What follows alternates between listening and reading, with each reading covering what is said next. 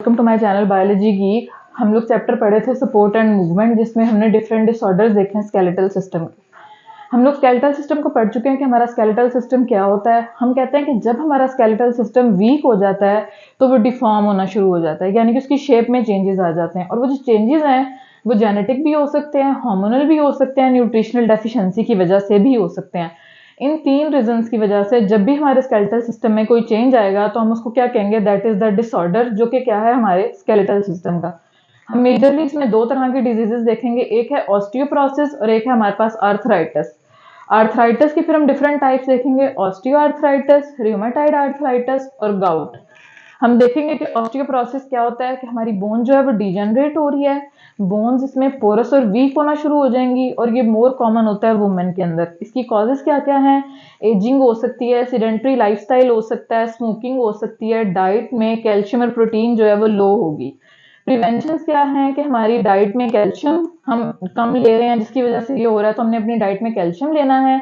और मैन और वुमेन को पर डे 1000 मिलीग्राम कैल्शियम जो है वो रिक्वायर्ड होता है। उसके बाद आर्थराइटिस आ जाता है।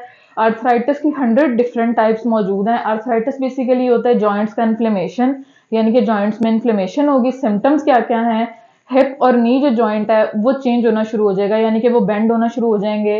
ये वो जॉइंट हैं जिनके ऊपर वेट होता है, ये वेट कैरी नहीं कर सकते, बेयर नहीं कर सकते, इसकी वजह से इन्फ्लेमेशन होगी।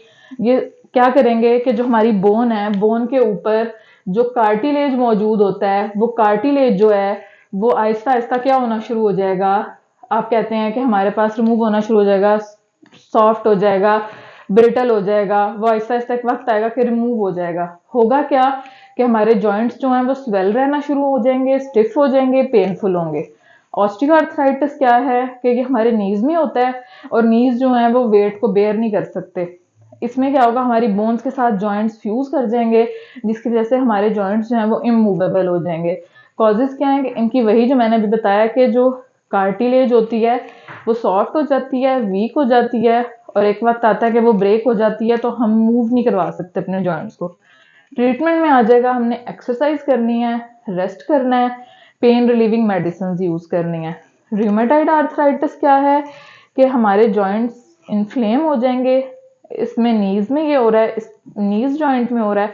इसमें हमारे पास जो है वो जॉइंट्स इन्फ्लेम हो जाएंगे, टिश्यू डिस्ट्रॉय हो जाएगा। और जो टिश्यू है वो डिस्ट्रॉय कौन कर रहा होगा? हमारी बॉडी का अपना इम्यून सिस्टम डिस्ट्रॉय कर रहा होगा। ट्रीटमेंट क्या है? हमने एंटी इन्फ्लेमेटरी ड्रग्स लेने हैं, या फिर दूसरा इसका क्या तरीका है कि हम सिर्फ आर्टिफिशियल जॉइंट्स जो हैं वो सर्जिकली बॉडी के अंदर जो है इंसर्ट कर देंगे। फिर गाउट आ जाता है। गाउट क्या है कि टो जॉइंट्स जो हैं वो इन्फ्लेम्ड होंगे। होता क्या है, किस वजह से? यूरिक एसिड के क्रिस्टल जो हैं एक्यूमुलेट होना शुरू हो जाते हैं, जिसकी वजह से गाउट हो जाता है। ट्रीटमेंट इसका क्या है कि हम इन्फ्लेमेशन के लिए मेडिसिन लेंगे, पेन के लिए मेडिसिन लेंगे, यूरिक एसिड को रिड्यूस करने के लिए मेडिसिन लेंगे। होता क्या है, इसको हम और दूसरे तरीके से कैसे ट्रीट कर सकते हैं कि हमने अपनी डाइट में चेंज लाना है और हमने अपने लाइफस्टाइल में चेंज लाना है, तो हम ये सारी चीजें जो है वो क्योर कर सकते हैं। Thank you very much.